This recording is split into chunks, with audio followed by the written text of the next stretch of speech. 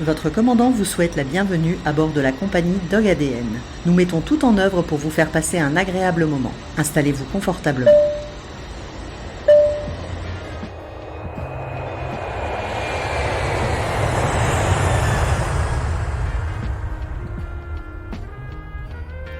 Bonjour à toutes et à tous, bienvenue sur Dog ADN, le podcast qui rend hommage au meilleur ami de l'homme. Vous pouvez nous retrouver sur Instagram, Facebook ou nous envoyer un message sur dogadn.fr@gmail.com. Pensez surtout à en parler autour de vous et à nous mettre 5 étoiles pour nous aider à nous faire connaître. Aujourd'hui, nous vous parlons naturel. Vous avez sans doute déjà entendu parler de Reiki, de communication animale, d'huiles essentielles, d'argilothérapie, de fleurs de bac. Mais vous ne savez pas quoi en penser. Alors Florence Maslow, naturopathe, va nous en parler et nous éclairer sur les multiples facettes de sa spécialité. Bonne écoute! Bonjour à tous, nous avons la chance aujourd'hui d'accueillir Florence Maslow qui est naturopathe. Bonjour Florence. Bonjour. Merci beaucoup d'avoir accepté mon invitation sur Dog ADN. La naturopathie est reconnue et classée par le Parlement européen depuis 1997 et par l'OMS depuis 2001. Mais il me semble que tu m'as dit que ce n'était pas reconnu en France, c'est ça ? Non, il n'y a pas de diplôme d'État. D'accord, il n'y a pas de diplôme d'État aujourd'hui, mais apparemment c'est quand même en grosse réflexion. Tout à fait. On l'a défini ainsi, attention, accrochez-vous bien. La naturopathie est un ensemble de méthodes de soins visant à renforcer les défenses de l'organisme par des moyens considérés comme naturels et biologiques. Tout le monde est prêt ? Cependant, le naturopathe ne prescrit en aucun cas des traitements médicaux et n'établit pas de diagnostic, ni n'a de pouvoir de substitution à la médecine allopathique, c'est-à-dire traditionnelle. Malgré cela, cette pratique est parfois qualifiée d'ésotérique et mystique par ses détracteurs, voire même de charlatanisme par les plus radicaux d'entre eux. Alors tu vois, Florence, je souhaitais à travers cette interview te donner la possibilité de balayer ces courants inquisiteurs et de te permettre de redonner toutes ces lettres de noblesse à ton activité aux plus réfractaires. Est-ce que tu es prêt à relever ce défi ? Ouais, carrément. Alors, je tiens juste à préciser que ce sera ma vision Bien de sûr, la naturopathie animale à moi et ce ne sera en aucun cas forcément représentatif de toute la profession. Ils auront toujours la possibilité de nous contacter sur Tout à Dog fait. ADN et puis avec des droits de réponse sans problème. Alors Florence, qui est Florence Maslow ? Alors, j'ai fait énormément de choses dans ma vie et je me suis, pour me rendre compte que ce qui me plaisait, c'était le naturel et les animaux. D'accord. À partir de ce moment-là, j'ai décidé de mixer les deux passions et je me suis retrouvée naturopathe animalier. Voilà. Donc, je suis une personne... je sais pas ce que tu attends de moi comme réponse. Une personne normale qui vit de ses passions. J'ai été déléguée à SPAS pour la région Nord. La SPAS, c'est l'association de protection pour les animaux sauvages. D'accord. J'ai travaillé chez Nature et Découverte. En fait, tout est... C'est un peu lié J'ai quand même. l'impression que, ouais, Mhm. en fait, tout est... Il y a un lien tout invisible. s'est succédé, Ouais. voilà. Mhm. Et puis, ça m'a amené naturellement dans cette voie qui est la naturopathie animale. Ça m'a... voilà, c'est mon truc, c'est ma vocation. En fait, ce que j'attends de toi, effectivement, c'est de montrer à tout le monde qu'un naturopathe est une personne normale. Oui. Ah oui, Pas oui. mystique, qui rentre en lévitation. Je rassure, elle est assise sur une chaise, Voilà. normalement, on boit un petit verre d'eau, Je suis tranquille. pas en position de yoga particulière, tout va bien. Tout va bien. Alors, quel est ton parcours et comment en es-tu venu à ce métier ? Alors, j'ai passé 18 ans dans le commerce. Mhm. Donc, j'ai travaillé chez Lancel, Merthe, à Lille. J'ai travaillé chez Louis Pion. J'ai travaillé chez C'est les Nature et montres, je crois, Découverte. montres et Ouais, c'est bijoux. les montres. Mhm. Donc, j'ai fait un peu de tout, Mhm. dans le luxe, dans le moins luxe, dans des galeries commerciales, aux Galeries Lafayette au printemps. Voilà, D'accord. j'ai fait plein de choses. Et puis, petit à petit, ça m'a amené à faire des choses un petit peu plus naturelles. Et puis après, j'ai fini chez Nature et Découverte à Oui. Valenciennes, Mhm. que j'ai absolument adoré. Et c'est là que j'ai J'aime découvert... bien leur concept. Ah ouais, franchement, Et puis, tous les mardis, il y avait les livraisons. Et donc, tous les mardis, c'était... Trop envie d'acheter tout le magasin, en fait. C'est génial.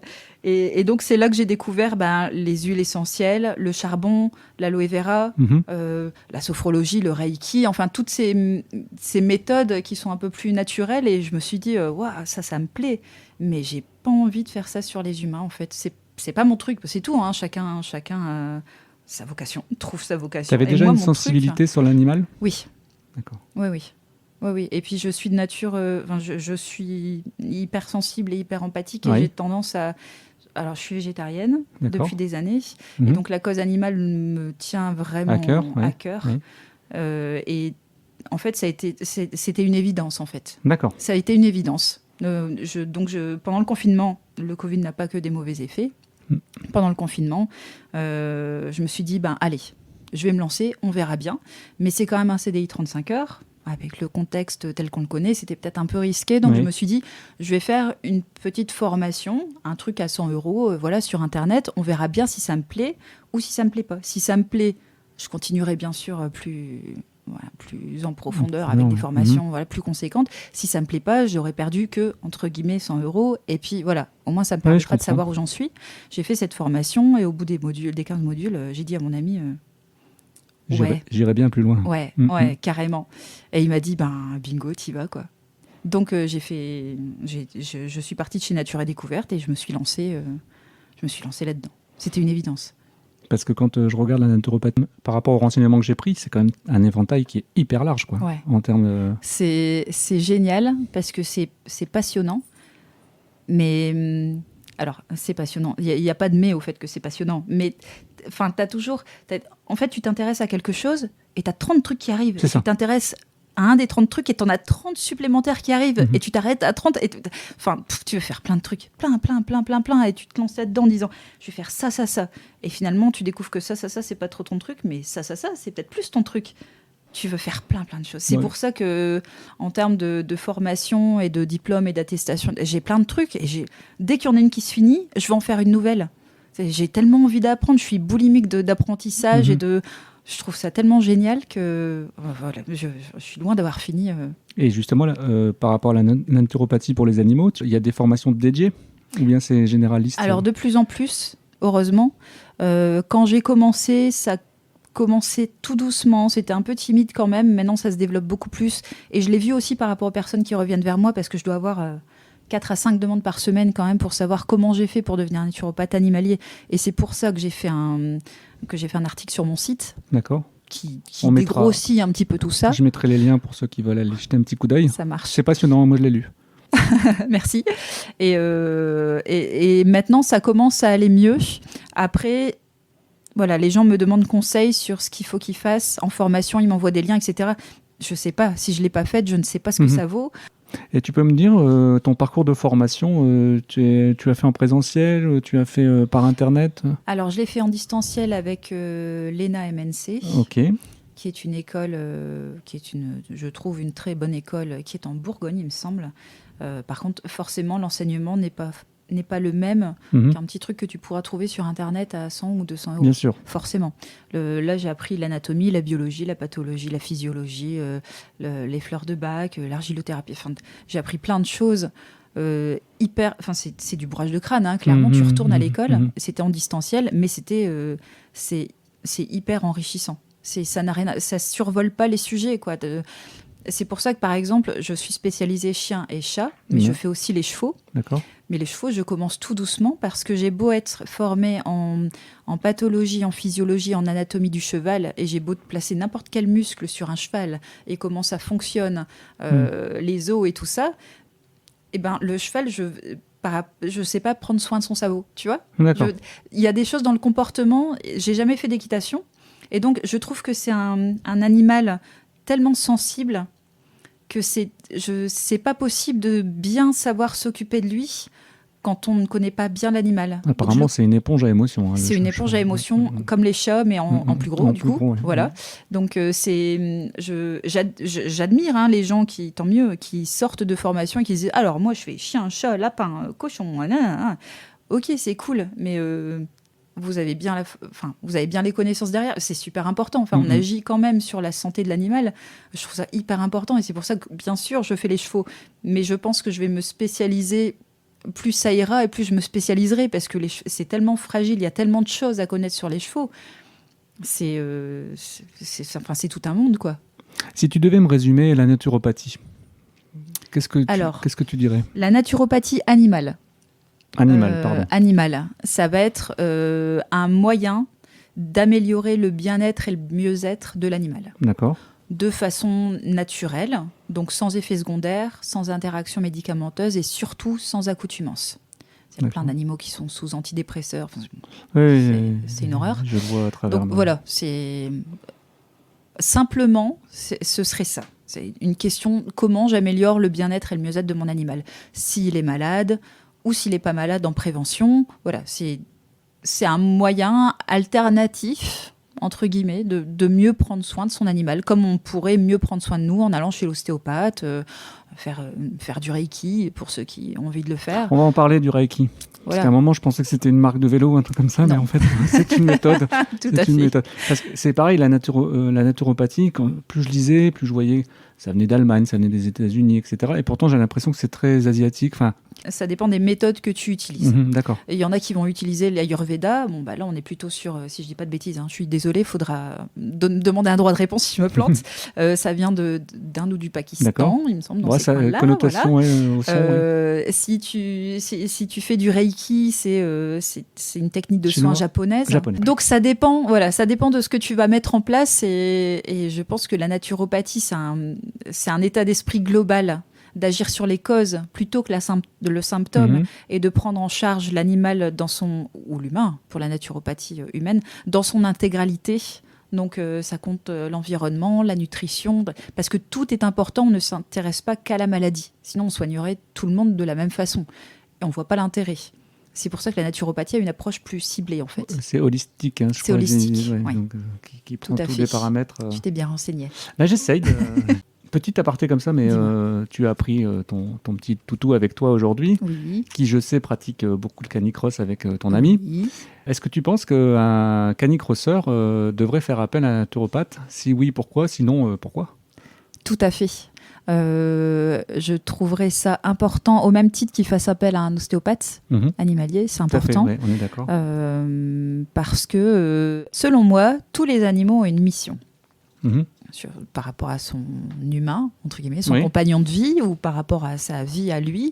Là, il y a des chiens de berger, il y a des chiens de troupeau, il y a des chiens de garde, il y a des chiens de chasse.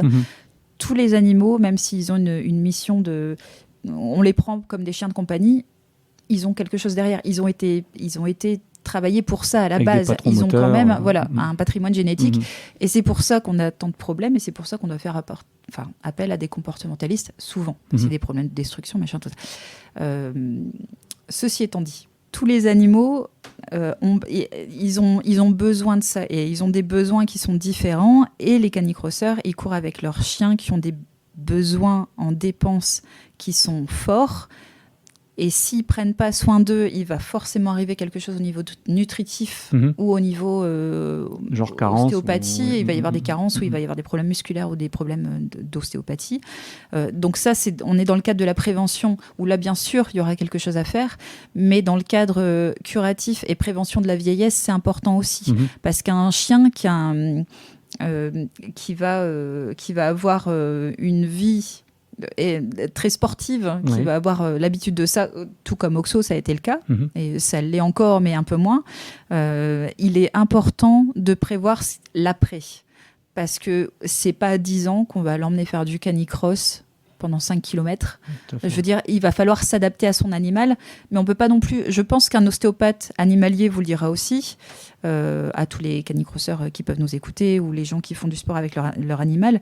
On peut pas arrêter du sport du jour au lendemain. C'est comme les humains. On peut pas arrêter. Il faut quelque chose de progressif, comme ce qu'on est en train de faire avec Oxo, par exemple. Et c'est important de prendre ça en compte quand on fait du canicross avec son animal, ou du... je sais plus comment ça s'appelle, avec le vélo ou avec la trottinette. Cani-VTT, cani-trottinette. Tout à fait. Il est important, à partir du moment où on a une activité physique avec son animal, il est important de prévoir le après. Parce que c'est bien, alors pas avant, je sais plus ce que disait Emmanuel Cotin, avant quelques mois pour le canicross, parce que c'est important, qu'il faut que ça se forme, qu'il ait sa musculature, machin, ce que je trouve tout à fait cohérent. Mais il est important aussi de prévoir l'après. Oui. Il est important de prévoir l'après, on ne le fait pas assez. Psychologiquement, pour le chien, ça peut être compliqué à gérer, mais en plus, s'il y a des choses qui arrivent au niveau physique, ça peut être compliqué à gérer aussi. Donc oui, il y en a besoin. Et bien sûr qu'il y en a besoin. Et là, d'après mes lectures, la naturopathie vise à renforcer les défenses immunitaires de l'organisme avec pour objectif principal l'auto-guérison. Oui. J'aimerais bien une explication de texte. Alors, on a tous la capacité en nous de s'auto-guérir. D'accord. On a tous la capacité de le faire. Le corps est conçu pour. Le corps est conçu pour. Et donc la naturopathie... La cicatrisation, par exemple. Voilà. Un exemple. il y a plein de choses qui sont formidables dans notre corps, dont on ne se rend pas compte, qui se passent tous les jours. Rien que le fait qu'on respire de façon automatique, c'est juste, c'est exceptionnel. Le sang qui est drainé par le cœur, qui est redistribué aux organes, c'est exceptionnel. Il se passe des trucs tous les jours dans notre corps qui sont exceptionnels. C'est une machine de guerre. Hein. C'est une machine de guerre. Et donc, la naturopathie, elle vise justement à essayer de renforcer notre organisme pour nous donner les armes de se battre. C'est comme un animal qui est nourri au barf. Souvent, les gens ont tendance à dire le barf, c'est pas bien parce qu'ils ont plus de verre. Moi, je dis c'est faux. Un animal qui a l'habitude de digérer et de faire travailler son estomac, ses intestins, toute sa sphère gastrique de façon plus forte, parce que forcément, c'est pas les mêmes enzymes qui vont intervenir sur du cru ou sur de l'industriel. Je rentre un peu dans les détails, mais et pas forcément, il sera plus fort contre tout ça. Et c'est un peu... On extrapole un petit peu tout ça, c'est juste pour te donner un exemple, mais on extrapole un peu tout ça. Le but, c'est de te donner les moyens de pouvoir te battre tout seul. Okay. C'est pour ça que la naturopathie, c'est normalement avant tout de la prévention, parce qu'on essaye d'intervenir avant que les choses puissent se déclarer.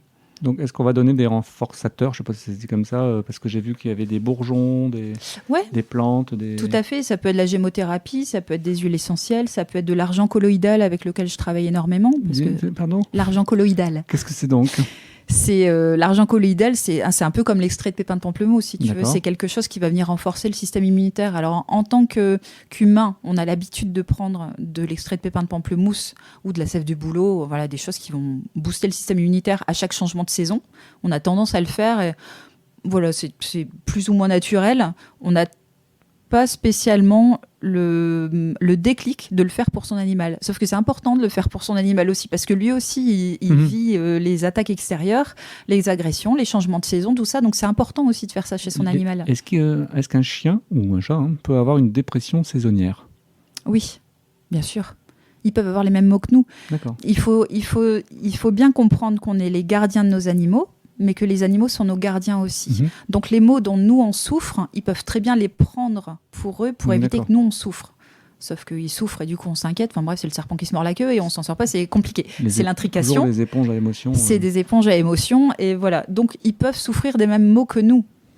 D'accord. Ça va se manifester différemment, mais oui, bien sûr. Toujours en lisant, je voyais qu'on utilisait des mots. C'est pour ça que la naturopathie, parfois, paraît très compliquée, parce que quand tu lis, tu vois vitalisme, causalisme, homéostasie, etc. etc. Ouais, c'est un peu le brouillard pour tout le monde. C'est ça, et c'est ce qui fait que tu te dis, c'est occulte ou quoi? Ouais. C'est une secte. Mais en plus, c'est ce qui est difficile. Bon, déjà, c'est qu'on n'est pas reconnu. Donc en plus, il y a de tout et de rien, quoi. Il y a à boire et à manger. C'est un peu comme Internet, la naturopathie. Il y a des bons, il y a des bons et il y a des mauvais. On est d'accord. Mais je pense que c'est dans toutes les activités. Oui. Après, ce serait bien quand même d'avoir un diplôme, pour dire qu'on soit tous à niveau et qu'au moins les brebis galeuses. Voilà, un peu comme dans le comportementalisme. Voilà, bon, au moins les mauvaises personnes partent et voilà. Comme tu dis, comme dans l'éducation canine où ça devient un carnage. On aurait plus de crédibilité déjà à ce niveau-là. Ce serait quand même vachement bien que ce genre de choses puisse arriver. Et du coup, oui, c'est très brumeux pour beaucoup de personnes parce que du coup, tu as un panel de naturopathes humains ou animaux qui fait des choses tellement différentes. C'est tellement pas unifié, en fait, ce genre de pratique, que du coup, les gens se disent, ouais, alors la naturopathie, c'est le truc avec les huiles essentielles. Pas forcément. Naturopathie, c'est le truc avec la gémothérapie. Déjà, les gens savent pas ce que c'est. C'est le truc avec les bourgeons. Pas forcément. C'est le truc avec les tisanes. Pas forcément. Ah oui, c'est le truc avec les fleurs de bac. Pas forcément. C'est un tout. C'est un tout. Et en fonction de l'animal, on va aussi adapter le protocole qu'on met en place pour lui, parce que ça peut être quelque chose de tout bête. Par exemple, un chat, on ne va pas utiliser des huiles essentielles sur un chat, parce qu'il a une enzyme qui ne lui permet pas de l'évacuer de son organisme, comme nous on pourrait le faire ou comme un chien pourrait le faire. Donc il y a beaucoup de risques de surdosage, etc. C'est pas parce que c'est naturel que c'est pas dangereux, et il faut absolument, et c'est pour ça que j'existe aussi, c'est pour ça que les naturopathes animaliers existent, il faut absolument qu'on arrive à personnaliser le protocole en fonction de l'animal, parce que sinon tu te doutes bien qu'au moindre mot, n'importe qui irait sur internet, voilà, j'ai vu ça, vas-y, je vais faire ça. Non, c'est pas comme ça que ça marche. C'est déjà un peu ça dans tout. C'est déjà un peu ça dans tout, malheureusement. Il va falloir un moment aller chercher les bonnes informations. On est d'accord. Donc, des fois, les dégâts sont pires que... Tout à fait. Tout à fait. D'ailleurs, sur ce sujet, par rapport aux fleurs de bac, quand j'avais regardé un petit peu le sujet, et je m'étais aperçu que fleurs de bac, moi j'étais parti naturopathie humaine, si tu veux. Et les fleurs de bac en naturopathie humaine, il y a une partie, c'est de l'alcool, je sais plus quel alcool ils mettent pour diluer. Du cognac. Cognac, c'est ça. J'imagine mal un animal assimiler du cognac. Oui, alors Donc non. j'ai creusé, et je me suis dit, mais en fait, il n'y a pas d'alcool dans les fleurs de bac pour animaux. Tout à fait. Et pourtant, il y a beaucoup de gens qui attaquent le naturopathe animalier en disant, bah oui, mais il y a de l'alcool, donc c'est normal que le chien réagisse puisqu'il est bourré. Je résume. Mais voilà ce que j'ai entendu. Oui, c'est grossier. Non, mais de toute façon... Alors qu'en 5 minutes, je suis allé chercher l'information et je me suis aperçu qu'il n'y a pas d'alcool dans les fleurs de bac animales. Mais c'est souvent... on est souvent attaqué pour des choses aussi futiles que ça. Hein. Les gens ne cherchent pas à savoir. Ils restent sur leurs la méconnaissance, acquis, entre c'est tellement guillemets. Confortable. Voilà. Non, mais c'est sûr. Et ils ont un avis sur tout et c'est difficile de se remettre en question et d'aller chercher la bonne information. Mais bon. Moi, j'étais très intéressé de te recevoir parce que je ne savais pas quoi penser de la naturopathie. Et ça m'a quand même rassuré et je me suis dit, c'est intéressant de se pencher dessus. Et je pense qu'effectivement, ça peut être une clé supplémentaire au bien-être de l'animal. C'est un très bon outil. Parce qu'on est sur des choses naturelles. En plus, on en revient, et tant mieux. On est sur des choses naturelles qui ont un très très faible impact. On est sur des produits qui coûtent quasi rien. Et c'est important. Parce que c'est important pour tout le monde, c'est normal. On est sur des produits qui ne sont pas encore super faciles à trouver pour tous. Malheureusement, après, moi, dans mes protocoles, je mets des liens à chaque fois, des liens hypertextes pour que les gens voient. Alors, je ne suis absolument pas payée pour vendre des marques, mais au moins pour qu'ils aient un exemple de composition et de à quoi ça ressemble. Et de, voilà, mais tu vois, nous, en tant que... Bon, je le dis rarement, mais en tant qu'animalerie, moi, tu sais que j'essaye de toujours chercher des nouveaux produits naturels qui va dans le sens de ma conception de l'animal. C'est très dur à trouver en commercialisation. On dirait que c'est une chasse gardée. Donc on va y arriver, ça c'est sûr, mais ça va prendre du temps. Il y a beaucoup de... Je te disais, j'étais allée dans une enseigne il n'y a pas longtemps et je suis allée au rayon antiparasitaire. Je me suis dit, je vais trouver cette fameuse médaille T-Clip, pour ne pas la nommer, mais elle est exceptionnelle, donc T-Clip, si jamais vous... Moi, j'ai pas réussi à la rentrer. Si jamais vous la trouvez, achetez-la. Appel à candidature. Contactez-moi sur Dog ADN si vous souhaitez que j'essaye de le commercialiser dans mon magasin. Voilà. Et le rayon des antiparasitaires, il est juste énorme. Alors qu'il suffirait d'une médaille, parce qu'il paraît que c'est vraiment très efficace et c'est pour ça que je la recommande, parce que sinon je ne recommande pas quand j'ai pas d'avis, comme pour le collier ultrason, j'ai pas d'avis, je recommande pas. La médaille T-Clip, c'est recommandé par un vétérinaire naturopathe qui s'appelle Pierre May et par plein d'autres d'ailleurs, et ça fonctionne. Mais s'il y avait juste cette médaille et pas tous les antiparasitaires, est-ce qu'il y aurait autant de chiffre d'affaires de fait? Oui, c'est ça aussi la question. C'est tout l'équilibre entre un système financier et le bien-être animal. Venez chez nous. À qui est destinée la naturopathie? On l'appelle patientèle? Je ne sais pas vraiment comment on les appelle. Allez, on va appeler ça patientèle parce que je veux enlever le caractère financier. Donc on va appeler ça patientèle. Voilà, moi je dis les gardiens que je suis, mais c'est vrai que ça reste des clients en soi. Mais c'est pas ça pour moi. Tu es un coach médecin, pas un coach médecin, un coach en santé. Donc on va les appeler les coachés. Oui, voilà, les coachés. Les coachés. C'est oui, tout à fait. Donc quels sont tes coachés type? Quelles personnes vont être sensibles actuellement? Quelles personnes sont sensibles à cette démarche? Alors beaucoup. Oui. Je me suis aperçue en faisant ça que j'avais des préjugés, ce qui est pas bien du tout. Comme moi au départ. Parce que, tout à fait, parce que je me suis en fait, il y a eu des clients d'une certaine catégorie socio-professionnelle au départ, et puis après il y en a eu d'autres, et puis je me suis dit mais ceux-là ils font pas partie en fait de. Ben si en fait, parce qu'ils s'intéressent aussi à leurs animaux. Enfin, il y a de tout. Il y a de tout, il y a tout le monde, et c'est ça qui est génial en fait, parce que tu rencontres des personnes qui au final sont comme toi. Même si elles n'ont pas le même métier, même si elles n'ont pas la même maison, même si elles n'ont pas le même environnement dans lequel elles vivent et les mêmes croyances et les mêmes, les mêmes envies. Il y a toujours ce noyau dur d'envie de bien-être de son animal. Et en fait, du coup, tu rencontres des personnes qui ont le même attrait que toi à ce niveau-là. Moi, je trouve ça génial. Et toutes les personnes que je rencontre, je les trouve exceptionnelles. Là, hier, je suis allée voir Madame Pécard pour ses chattes sur lesquelles j'ai fait du Reiki. C'est déjà la 3e ou 4e fois qu'elle m'appelle. Je l'adore. Mes clients, je les adore. Franchement, c'est une relation, je vais pas te dire c'est une relation d'amour avec mes clients, mais d'ailleurs, je dis des clients pour essayer de me donner une distance, mais je les adore. Entre ceux qui mettent un avis positif en disant elle a sauvé mon chat, c'est génial, et ceux qui m'envoient une photo de leur animal, ceux qui me donnent des nouvelles, ceux qui me rappellent en disant Florence, je suis désolée, c'est pas pour une consultation, mais je voulais juste savoir, vous pensez quoi de ce vaccin-là ou de ce... C'est génial, quoi. C'est une relation de confiance qui s'installe, et c'est exceptionnel. Tu trouves ça, c'est une reconnaissance, tu trouves ça certainement dans quelques autres vocations, mais en tout cas dans ce que j'avais avant, je le trouvais pas, et je trouve ça exceptionnel. Je vais partir l'année 0, c'est-à-dire je prends un chiot. Ouais. Allez, je veux prendre un chiot et je veux lui apporter tous les besoins nécessaires pour qu'il ait une belle vie. Je vais aller chez le vétérinaire. Parce que c'est normal, il y a les vaccins, etc., etc. À partir de quand tu te dis ce serait bien de faire la dualité vétérinaire-naturopathe? Alors tu peux le faire avant. Il y a des gens qui m'ont appelé avant d'avoir leur chien. Oui. Parce qu'ils voulaient savoir ce qu'il faudrait faire au niveau alimentaire. Ça arrive de plus en plus en éducation canine aussi, d'ailleurs.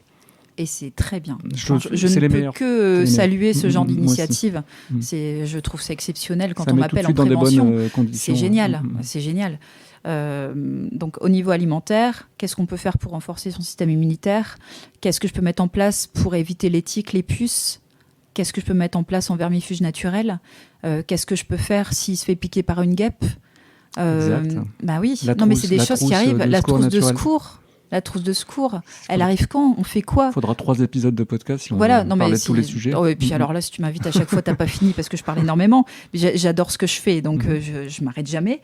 Mais il y a plein de choses. Ce qui est génial avec l'arrivée d'un animal, c'est que tu as tout l'éventail qui est ouvert, tout l'éventail de possibilités. Quand tu arrives chez un animal qui a déclaré une maladie, c'est que tu te concentres au final sur la maladie, ce qui est normal. Alors, bien sûr, généralement, pour sur les conséquences, mais pas les causes. Voilà. Pour 80% des cas, l'alimentation, c'est ça le problème. 80% des cas des consultations, c'est l'alimentation. Renforcement du système immunitaire, et après, on passe sur le traitement le traitement, je peux pas dire le traitement, sur l'aide pour essayer d'éliminer la cause quand elle a été identifiée par un vétérinaire, parce que comme tu l'as dit, on fait pas de diagnostic. Donc moi, s'il y a pas de diagnostic de vétérinaire, je peux pas aider quand il y a une maladie déclarée. Par contre, en prévention, oui, bien sûr, mais c'est ça qui est génial, parce que t'arrives et il y a tout à faire, en fait. Et tu travailles en complémentarité avec certains vétérinaires? Non, malheureusement. Alors voilà, si jamais il y a des vétérinaires qui nous écoutent, moi je suis super open. De toute façon, il en faut des vétérinaires, et heureusement qu'ils sont là. Pour plein de choses. Je travaille beaucoup avec des ostéopathes, avec comportementalistes canins, avec comportementalistes félins aussi. Moi, je fais du Reiki. J'ai une le Reiki. Copine. On va finir par en parler après. Oui, je sais. Je ne sais toujours pas ce que c'est. J'ai une copine qui fait de la communication animale aussi, et je vais faire moi-même une formation début mai.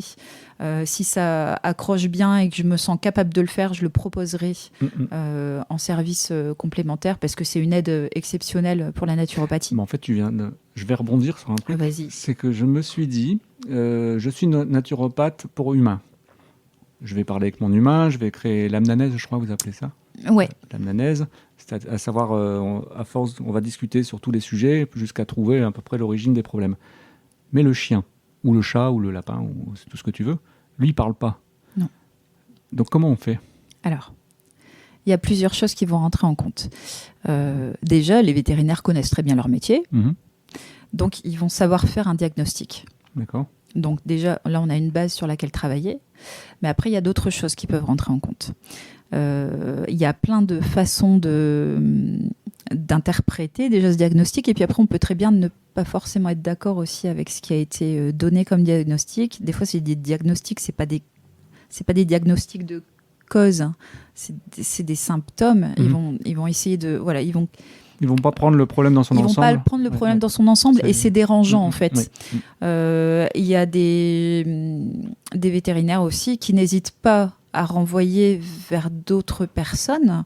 Il y a une très bonne vétérinaire à Neuville-en-Ferrain d'ailleurs, qui n'hésite pas à renvoyer vers un ostéopathe, vers du Reiki, du moment que ça va dans l'optique du bien-être animal.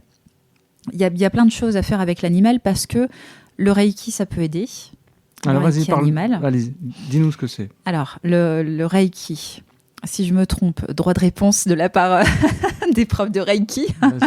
J'ai passé mon Reiki 1 et 2 et en fait, on est un peu canal d'une énergie universelle. D'accord. Donc, c'est de l'énergie qui va passer par tes mains et que tu distribues, que tu envoies en fait à l'animal. Et c'est génial, ça fait une sorte de bulle d'énergie.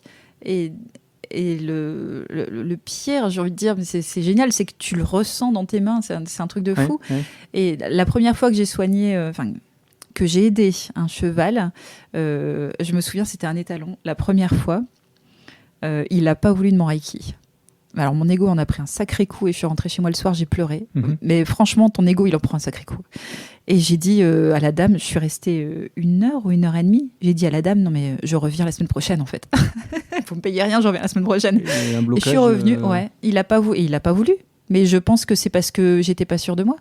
Et la deuxième fois, je suis arrivée en disant, je vais te faire du Reiki, est-ce que tu es d'accord, etc. Parce que tu dois demander l'accord de l'animal, c'est le minimum. Tu es déjà en communication animale, indirectement. C'est pas vraiment de la communication animale, c'est plutôt de l'éthologie.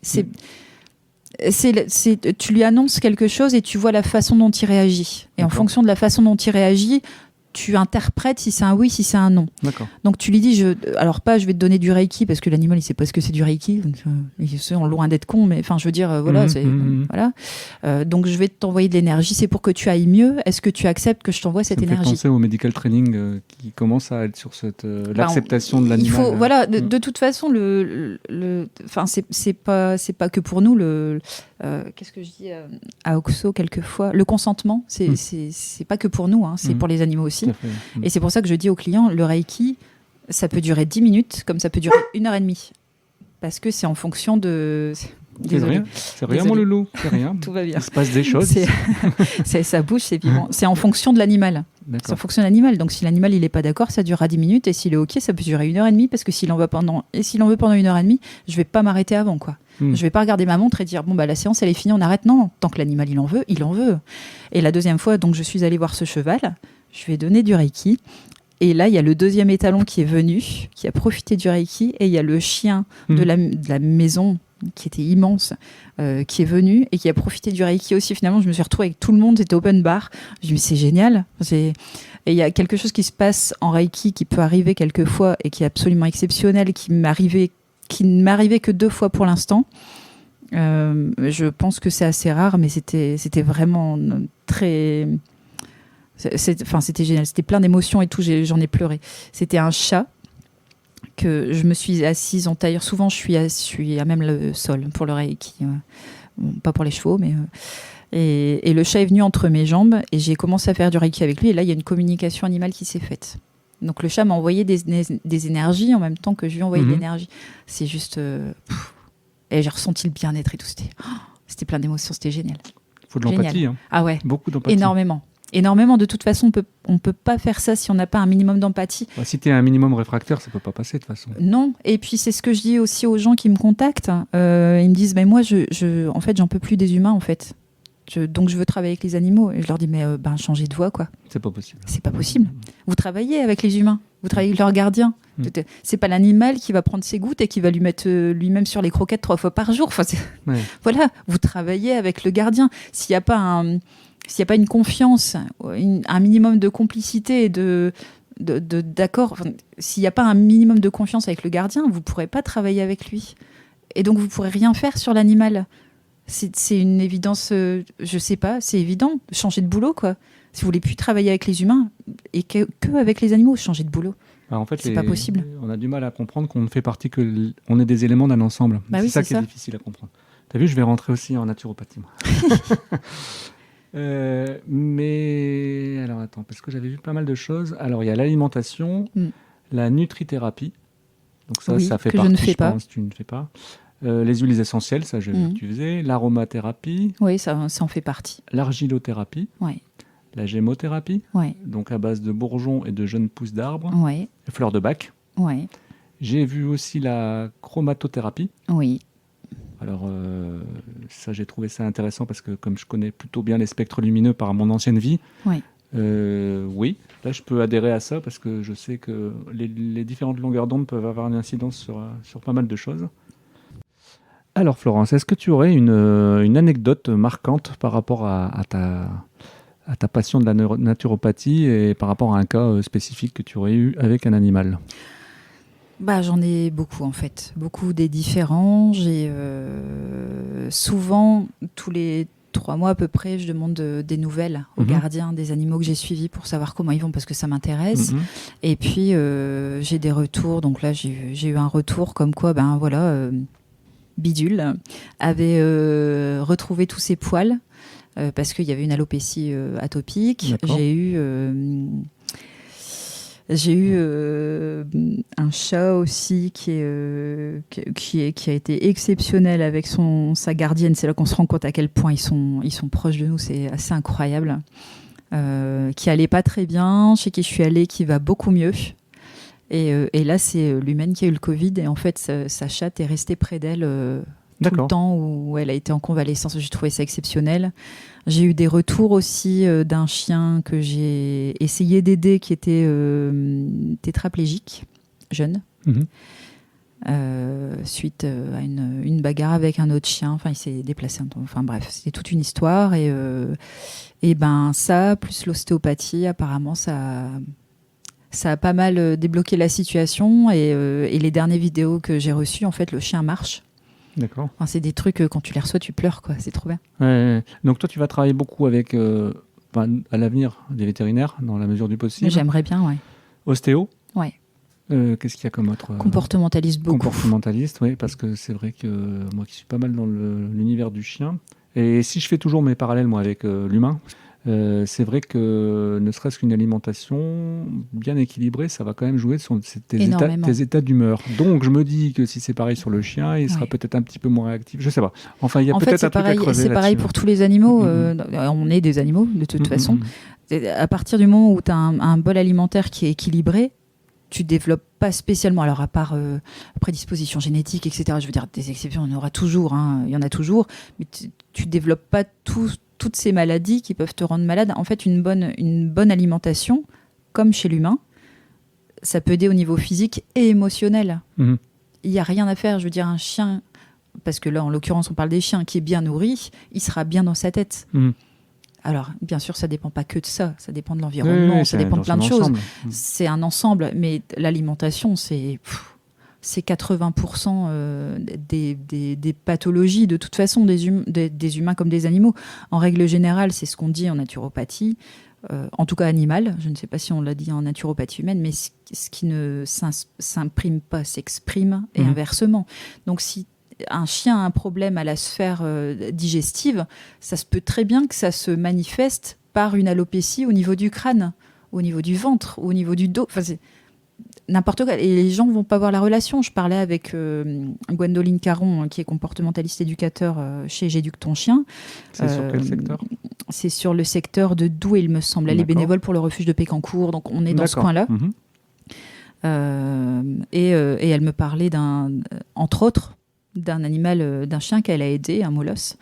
Et en fait, il était nourri à la bassine de pâte.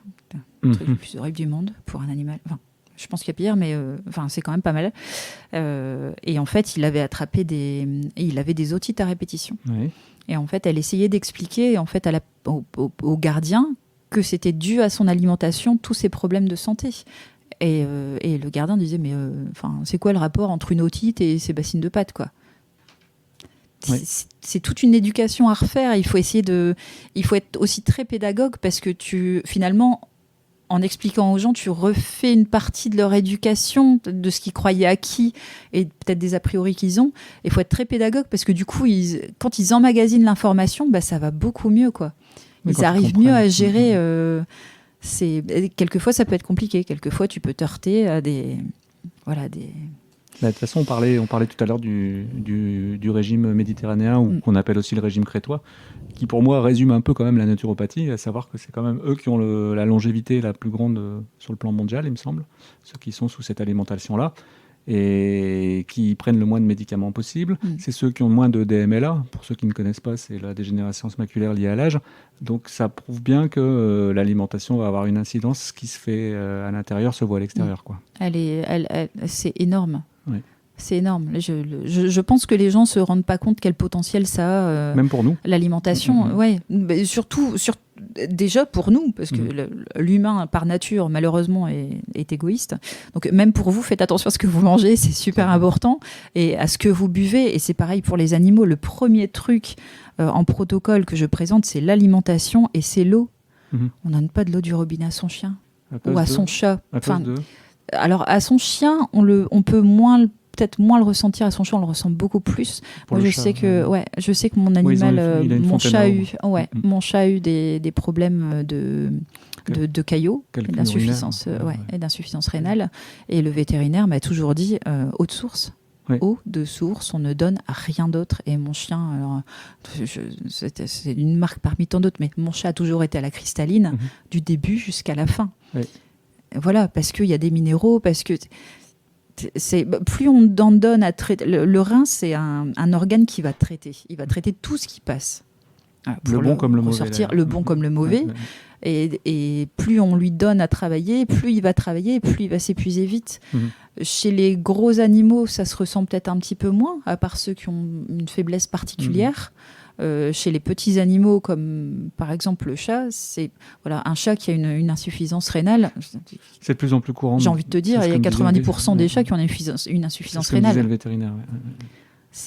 Alors, donc, soit de l'eau de source, soit fontaine à eau, avec un changement du filtre tous les mois. Ouais. Ou alors, moi, j'ai une carafe avec du charbon. Oui. Ou avec des filtres. Ou des perles de céramique. Voilà, perles de céramique, c'est ça que je cherchais. Tu sais qu'on en a? Ah, mais attention, j'essaye de... Alors, pareil, anti-puce naturelle. Tu as aussi les perles de céramique EM qui s'incrustent dans le collier. J'ai vu ça au Club Canin ce week-end. Et il paraît que c'est assez efficace. Après, n'ayant pas eu 100% de retour... Voilà, tout à fait. Je vais creuser. De toute façon, je vais creuser. Tu sais que je vais tout creuser. Oui, je sais. Est-ce que tu peux... nous parler de tes tarifs? Je pense qu'il n'y a rien. De toute façon, les tarifs se retrouvent facilement sur ton site internet mon-naturopathe-animalier.com. Tout à fait, merci. Alors, les tarifs pour une séance de naturopathie en présentiel, c'est 60 €. D'accord. Tu viens à domicile? Alors, je vais à domicile, bien sûr. Je me déplace gratuitement à 20 km autour de Roubaix. D'accord. Après, c'est 1 € supplémentaire du kilomètre. Je vais jusqu'à 50 km maximum. D'accord. En général. Voilà. C'est pour dire qu'on m'appelle pas Marseille, mais si vous êtes un petit peu au-dessus de Valenciennes, je viendrai quand même chez vous. Oui, peut-être, mais ça fait loin. Vu le prix de l'essence, on va éviter. Pour en visio, c'est 55 €. D'accord. Parce que je peux faire en visio. Pour une séance de Reiki, c'est 60 €. D'accord. Donc je dis bien aux gens, il faut bien qu'ils comprennent qu'en fonction de l'animal, ça peut durer 10 minutes comme ça peut durer une heure et demie. Voilà, il faut bien qu'ils aient conscience de ça. Et la séance de suivi est à 45 €. D'accord. Le Reiki, c'est présentiel? Le Reiki, c'est présentiel. Non, pas systématiquement. Il y en a qui le font J'ai vu qu'il y en avait à distance. Voilà, à distance. Et ayant le niveau 2, je pourrais le faire à distance. Mais je me sens pas capable de le faire, et par honnêteté envers les gens, je le ferai pas à distance. Peut-être que ça fonctionnerait bien, mais je me sens pas prête pour l'instant. C'est comme la communication animale, je me sens pas prête pour l'instant, donc je le fais pas. J'essaye d'agir avec les personnes comme j'aimerais qu'on agisse avec moi. D'accord. Et donc voilà. J'ai vu aussi que tu avais des partenaires, dont Papate Douce. Ouais. Mais qu'est-ce que c'est que ce Papate Douce? C'est un super collectif qui est porté par... en fait, le slogan, c'est « Cultivons le bien-être animal ». D'accord. Voilà, donc ça te pose déjà un petit peu le cadre. Donc, c'est des partenaires... qui sont pour le bien-être animal, que ce soit au niveau de l'ostéopathie, au niveau du comportementalisme, au niveau de l'éducation. Généralement, ça va de pair. Il y a naturopathes animaliers, il y a des pet-sitters, il y a des toiletteurs. Voilà, toujours des gens qui sont dans cette optique, bien entendu, de non coercitif. On est toujours dans la bienveillance et voilà, la compréhension de l'animal. C'est interdit, on n'a pas le droit au collier électrique, tout ça, non? Non. Ah, bon. C'est pas que c'est interdit, mais tu rentreras pas dans le collectif avec ça. Voilà, si tu te ramènes avec le collier étrangleur et la canette de coca pleine de cailloux, je pense que tu vas avoir du mal à y rentrer aussi. Ça ne passera pas. Voilà, ça ne passera pas. Ce qui est génial, c'est porté par Marine. Marine qui a fondé Micat, qui est comportementaliste félin et pet-sitter. Qui est super. Elle fait des articles aussi pour les chats avec de l'herbe à chat et tout. Franchement, super. Je te conseille si tu cherches un comportementaliste félin. Par Estera. Estera, alors il me semble, pardon Estera si je me trompe, mais qu'elle cherchait des choses pour son chien. Et elle trouvait pas. Oui, ça arrive. Soit ça venait de Chine, soit c'était trop cher, soit c'était pas assez. Enfin, il y avait toujours un truc qui allait pas. Le sourcing devient très compliqué. Voilà. Et à la limite, c'est très compliqué, mais c'est un mal pour un bien, parce que je pense que du coup, ça tout développe des vocations. Tout est en train de se reconstruire, voilà. Tout est en train de se. Et du coup, elle a cherché et puis elle trouvait pas. Elle a dit, j'ai décidé du coup de le faire moi-même. Hein. Après tout, crotte. Avec des produits qui et viennent donc. De Chine. Non, c'est pas ça. Non, c'est pas ça. Voilà. Alors, je ne sais pas trop comment ça se passe au niveau de la fabrication, si c'est elle-même qui fait, etc. Là, faudra, pourquoi pas, une prochaine fois l'inviter. Mais je sais qu'elle a une boutique en ligne qui est dédiée aux chiens, peut-être même bien aux chats. Je crois que j'ai vu chien et chat. Chien et chat. C'est sur ton lien. C'est oui. sur ton site, donc Papa 12, j'ai mis tout à fait. Je suis arrivé dessus. Et voilà, donc ça peut être des trucs qui sont vachement bien. Il y a Gwen, par exemple, de J'éduque ton chien. Il y a Célia, il y a plein d'ostéopathes animaliers. Enfin voilà, c'est vraiment un regroupement de collectifs. On essaye de faire des événements aussi de temps en temps. Donc là, la semaine dernière, ou la semaine d'avant, non, déjà, c'est la semaine dernière. Ça passe tellement vite. C'était à Coming Dog. Oui. À Comines, donc avec Fanny, oui. qui est éducateur nouveau, comportementaliste. Ça fait 5 ans, il me semble, qu'elle est là. Je pensais qu'ils avaient fait des nouveaux locaux. Il me semble, je peux me tromper. Oui, il y a peut-être eu des nouveaux locaux. Et enfin, elle a une boutique, mais juste exceptionnelle, quoi. Génial. Il faut que j'y aille. Ah ouais, franchement, ça va trop te plaire. C'est génial. Génial. C'est ça le danger. Ouais, non, mais je sais, mais c'est un danger pour tout le monde. Hein. Donc, on a exposé là-bas. C'était super sympa. Elle est super sympa. Il y a le Clos des Museaux aussi, qui est super, que je conseille parce que ça fait plusieurs fois que je la vois, que je parle avec elle et ça me paraît vachement bien. Donc, c'est une pension canine et féline. Il y a la Gamelle de Colette aussi, dont je t'avais parlé, Jade. Non, elle est toute seule, ou peut-être avec son ami, je ne sais pas. Exact. Et en fait, elle fait de la ration ménagère, pour les chiens et les chats. La Gamelle de Colette, qui est très bien aussi. Donc, c'est très ouvert, c'est très complémentaire, il y a de tout. Et il y a de tout pour faire du bien à son animal, peu importe la pathologie dont il souffre. Et je trouve ça plutôt vachement bien. Ça permet de faire plein de connexions, de faire du réseautage, de se faire connaître et puis de monter en compétences, déjà parce qu'on échange beaucoup avec Jade de la Gamelle de Colette par exemple, ou avec Marine, et du coup ça nous apprend des choses mutuellement. On s'échange des références de livres, tu devrais écouter ça, c'est pas mal. Avec Gwen de J'éduque ton chien, on s'envoie tout le temps, salut Gwen si tu m'écoutes, des podcasts. Bonjour Gwen. Des podcasts, des trucs sur Pierre May qui est naturopathe, qui est vétérinaire naturopathe. On s'envoie des trucs, des liens, des machins, et c'est super enrichissant, je trouve, d'avoir comme ça dans ces relations des gens aussi compétents. Je vais devoir inviter complémentaires. le collectif au magasin pour carrément. faire une journée. Carrément. Je t'invite à le faire. Une journée approche. On va le faire. Je m'engage. Et il y a des témoins. Justement, au niveau de tes influences, livres, voyages, musique, dis-nous un peu, Florence, comment fonctionnes-tu ?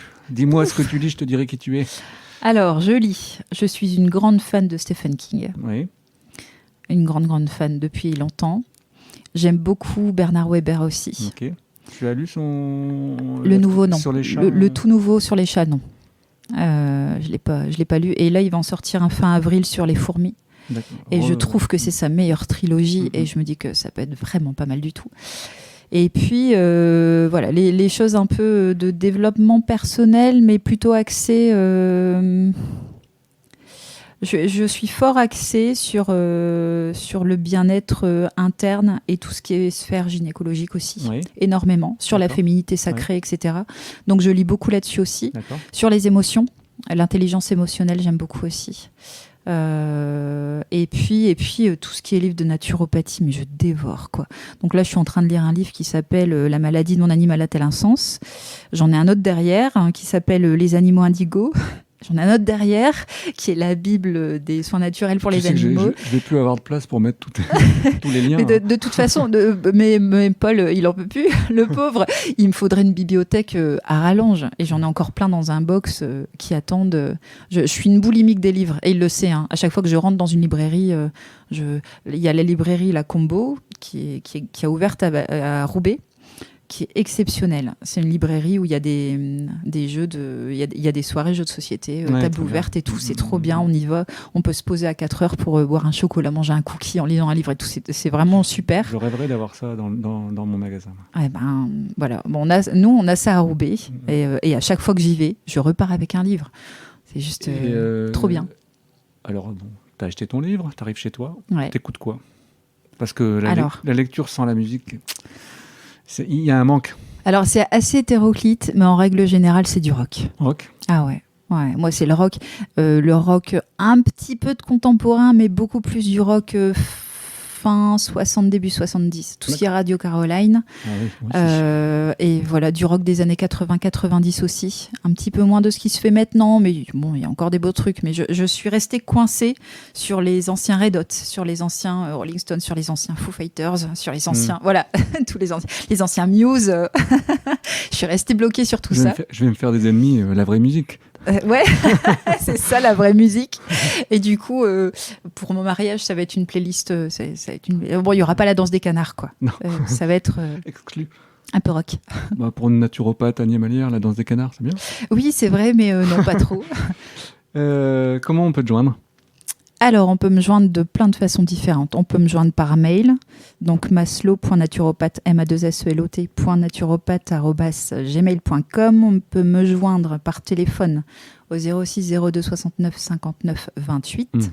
On peut me joindre sur mon Facebook, donc c'est Florence Maslow, naturopathe animalier. J'ai un Instagram, Florence Maslow Naturo Animal, si je ne me trompe pas. Parce que je suis pas très souvent sur Instagram, j'avoue, sur LinkedIn, et je vais ouvrir une chaîne YouTube aussi. D'accord. C'est en prévision. En résumé, celui qui n'arrive pas à te joindre, c'est qu'il a peut-être un peu fait exprès. C'est qu'il n'a pas envie. C'est qu'il a vraiment pas. Je suis bien référencée. Voilà, j'essaye d'être le plus présente possible, parce que mon but, c'est d'apporter le plus possible une solution à tous ces animaux qui souffrent. Et j'aimerais aider tout le monde, et on manque tous de temps, mais si je pouvais, j'aiderais tout le monde. Donc j'essaye d'être le plus visible possible, donc oui, c'est qu'ils le cherchent. Est-ce que ça sera ta minute à toi ? C'est la minute du podcast. C'est ta minute à toi où tu as envie d'envoyer un message sur n'importe quel sujet. Alors, adopter ou acheter un animal est un acte réfléchi. Si on adopte ou on achète un animal, c'est en conscience des soins qu'on va devoir lui apporter, de l'alimentation qu'on va devoir lui apporter, du coût que ça va avoir, de l'environnement, de sa durée de vie. C'est pas un objet. Ça va vivre en moyenne, grosso merdo, 13 ans pour un chien, 18 ans pour un chat, voire 25 à 30 ans pour un cheval.